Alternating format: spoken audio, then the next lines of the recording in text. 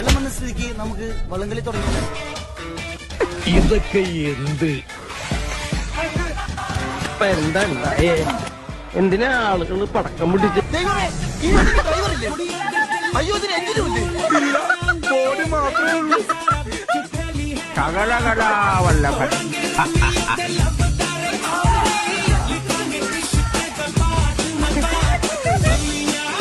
അതെ എന്താ ഇവിടെ കിടക്കണേ? ഞാൻ എന്താണ് ഇങ്ങനെ ആയിപ്പോയത്? താൻ ശ്രദ്ധിച്ചിട്ടുണ്ടാവും.